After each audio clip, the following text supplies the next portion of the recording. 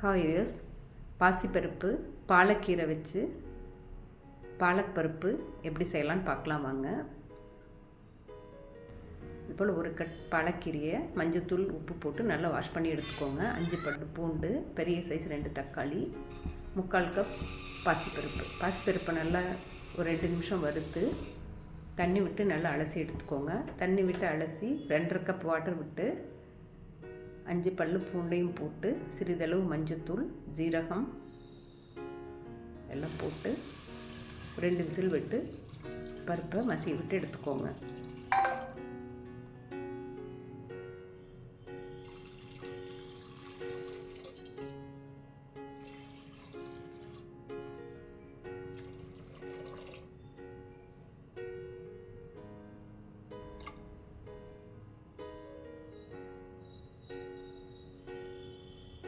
பருப்பில் சிறிதளவு பெருங்காயத்தூள் போட்டுக்கோங்க.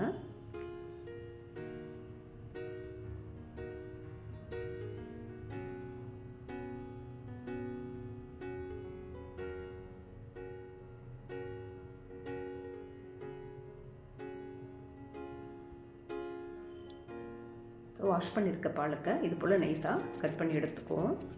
1 டீஸ்பூன் கடாயில் எண்ணெய் விட்டு 1/2 டீஸ்பூன் கடுகு, 1/2 டீஸ்பூன் ஜீரகம் போட்டு பொரிஞ்சதும் சிறிதளவு கறி லீவ்ஸ் போட்டு கட் பண்ணி வச்சுருக்க தக்காளி போட்டு நல்லா ராஸ்மல் போகிற அளவுக்கு நல்லா வதக்கி விடுங்க.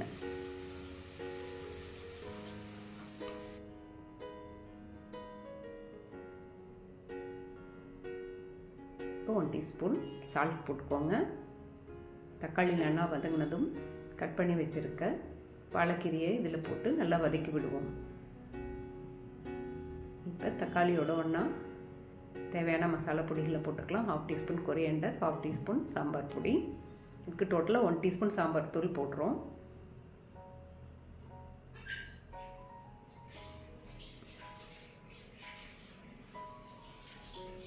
பாலக்கீரையை போட்டதும் ஒரு 4 நிமிஷம் நல்லா பாலக் சுருளை வதக்கி விடுங்க. சிறிதளவு உப்பு போட்டுக்கோங்க.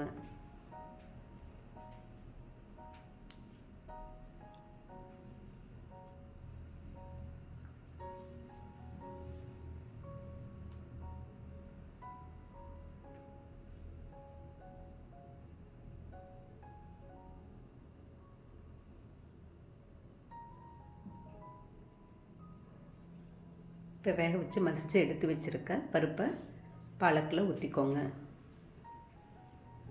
1 கப் வாட்டர் விட்டுக்கோங்க. இதோட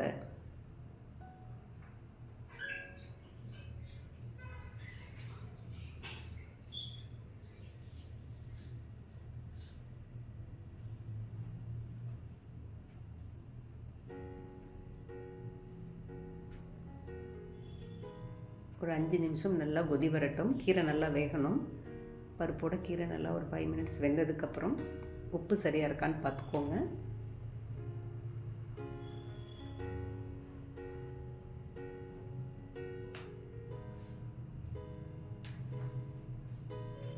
கீரை இதோட பருப்போட நல்லா மசிய வெந்ததும் கரண்டி வச்சு நல்லா கீரையை மசிச்சு விடுங்க.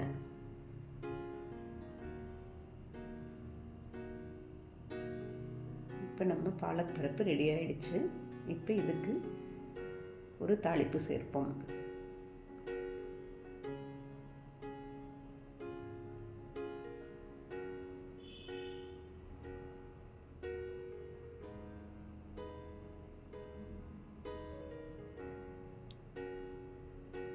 ஒன் டீஸ்பூன் நல்லெண்ணெய் விட்டு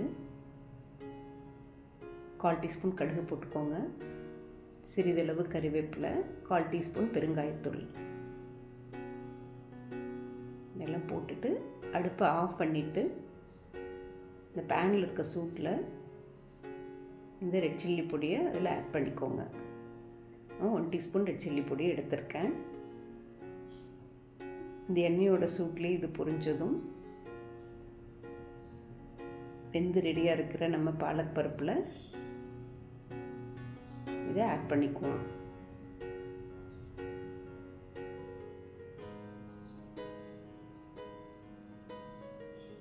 ஒரு 2 நிமிஷம் இதை நல்லா ஒரு கலக்கி அடுப்பு ஆஃப் பண்ணிடுங்க. இப்போ நம்ம சுவையான ஸ்பைசியான நம்ம பாலக் பருப்பு ரெடி. இது தோசை, சப்பாத்தி, சாப்பாடு இது எல்லாத்துக்கும் நல்ல ஒரு காம்பினேஷனாக இருக்கும். இது போல் செஞ்சு பாருங்கள். ஹெல்த்தியான இந்த பாலக் பருப்பு என்ஜாய் பண்ணுங்கள்.